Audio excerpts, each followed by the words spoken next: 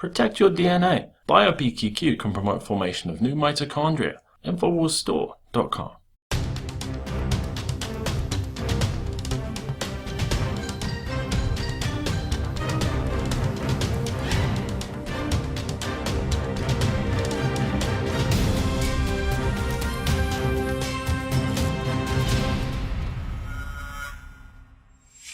Welcome to the Infowars Nightly News. I'm your host, Jakari Jackson. It's October 22nd, 2014, and here's a look at our top stories. Tonight, Canada's capital is on lockdown after a shootout on the Parliament complex leaves one soldier dead plus an alleged shooter. Meanwhile, Canadian police point weapons on journalists during the incident, and government officials ask the public not to post photos or videos. Then, California cops try to intimidate a man from recording a public training exercise. Do I have to identify myself as a civilian in public and I have not committed a crime? I do, yes. And why is the Obama administration withholding over 2,000 U.S. military torture photos? That's coming up next on the Infowars Nightly News.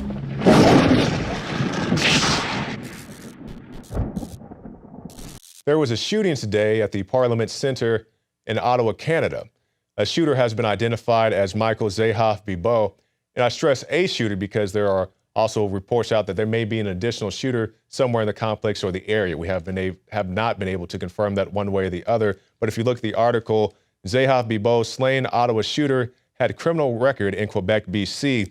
If you look at the image on this page, it says police sources confirm that this is an image from an ISIS Twitter account, and this is, of course, Zahav-Bibeau. They have confirmed. Let me be very clear. This is not confirmation that the shooter was an ISIS member, just that he was tweeted from an ISIS account. Doesn't mean that he could potentially be an ISIS member. That is definitely so. We've seen ISIS come out and make threats against Canada. And before we go more in depth with this, let's go look at a timeline of the events that led up to the shooting itself.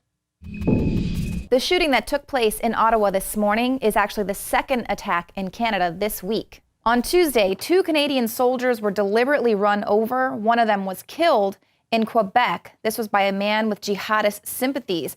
Now, this attack took place following a vote in Parliament this month that authorized Canadian warplanes to bomb Islamic State militants in Iraq. The Muslim convert who was killed by the Quebec police was one of 90 suspected militants who are being tracked by Canadian authorities. Now, this particular militant had been visited by the authorities several times, most recently on October 9th. They even met with his parents and the imam at his mosque. They say it was in an effort to get him to change his views. Now, these guys being under surveillance by the authorities, very similar to what we learned about the Tsarnaevs. On Tuesday, Canada raised its domestic terror level from low to medium. This was due to an increase in general chatter from radical Islamist organizations like ISIL, Al-Qaeda, Al-Shabaab, and others. But they did stress at the time that there was no specific threat. Now, that chatter is said to have begun about 5 days ago. Now, this particular attack has also prompted the FBI to raise its alert posture as well. Now, you'll recall that we reported that ISIS chatter was being heard here in America as well. There were calls for radicalized Americans to go to the homes of U.S. soldiers and slaughter them. ISIS buddy John McCain said that an attempted attack on U.S. soil was inevitable in the near future. Now, the attack that took place in Ottawa this morning is still under investigation to see if it has any links to terrorism, but witness description says he's Caucasian, 30-ish, with a Palestinian-type headscarf, already suspecting that this culprit is white Al-Qaeda. Fox News is also leaning heavily on the terror angle. A former CIA analyst told the network that he believes ISIS or Al-Qaeda is responsible for the shooting. I think this is more than an act of homegrown terrorism. So if it's not Ebola, it's going to be the tried and true terrorism. You can never let a good crisis go to waste. And now that the media has already dubbed this week's attacks the end of innocence for Canada, we can expect to see the buildup of the type of police state that's already well underway in Britain and the U.S. Fox News has the article, Canadian soldier gunman killed in attack on Ottawa Capitol complex. The shooting at the government complex. came after witnesses said they saw at least one man jump out of a Toyota Corolla and run toward the memorial and open fire on the soldier. Now, we had originally seen reports that there were at least two people in the Toyota Corolla. Now it's saying there's one, but when you have the initial reports, the initial shootings, you have people on Twitter or wherever your sources are. So a lot of times you get those type of things mixed up. So now they're saying it's probably one person. One person is dead. We know that for sure. We have the soldier who's been shot and also the one gunman. They are concerned that there may be somebody else running around the area, but at this moment, we don't know that to be an actual fact. And earlier today on the Alex Jones radio show, I was talking about this breaking news. I would like to issue a correction. I said that the gunman had run past armed police running into the parliament. I now understand that the gunman did not initially contact armed police when entering the building. He just ran through a entrance that's reserved for MPs and people like that. Let's go to this clip for more details. This is a door that's used by MPs, by staff, by accredited journalists. It's not a public door, but it's open. I mean, if you don't have a pass, they'll kindly ask you to leave. But if you want to barge in, I guess that's the way to do it. And so he came up through there. It appears that the gunfire broke out in the foyer, just at the entrance of that door, and moved down the hallway to the north towards the Library of Parliament, called the Hall of Honor, as I understand it. And they opened it. There was a second round of gunfire. And that was Josh Wingrove speaking with CNN. And Mr. Wingrove also brought us some other information that Paul Joseph Watson turned into an article. Cops train guns on journalists after shooting in Canada.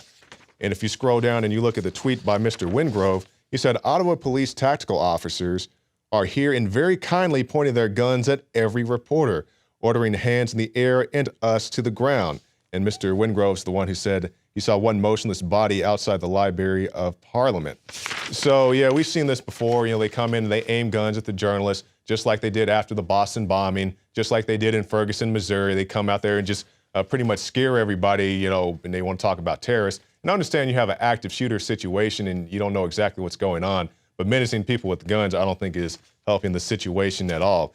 And let's talk a little bit about the history about the Canadian Police Department, the Royal Canadian Mounted Police. We've seen them previously stage a false flag. Now, let me be very clear. Come back to me on camera for a second, guys. I'm not saying that the shooting that happened today in Ottawa, Canada was a false flag. I'm not saying that. I'm saying we're going to take a look, a retrospective, at some of the actions of the Canadian police in the past. Okay, let's go to the article.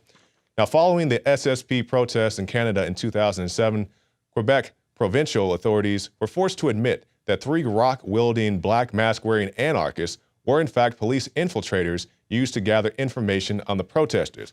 And what's the telltale sign that they found about these anarchists? The boots that they were. It's such a joke. I mean, okay, so you got these guys, these supposed anarchists, these guys trying to kick up stuff, and they're wearing the same standard issue boots that the police are wearing. I don't think these guys, these wild, crazy anarchists, go get the police magazine and go order some boots. So, that's just one of the things that they're doing, the Royal Canadian Mounted Police. I want to know what's really happening with Ebola. I want to know if there are things out there that could protect this country and protect my 3 children, just as you do. Government can't and won't protect you from Ebola. It is up to all of us to be prepared and to protect ourselves. I'm not sitting back waiting for the government to come protect me and take care of me. It's why I'm doing everything I can to boost my body's natural defenses. That's why I've got storable foods. That's why I've got my colloidal silver from InfoWarsLife.com, the silver bullet. That's why I've got nascent iodine X2 that has absolutely supercharged my personal body's defenses. I personally have gotten prepared, and I recommend everybody else get prepared as well. So visit InfoWarsLife.com today to find the most cutting-edge, hardcore supplements on the planet. Or call the InfoWars staff and we can answer your questions or take your order over the phone at 888-253-3139.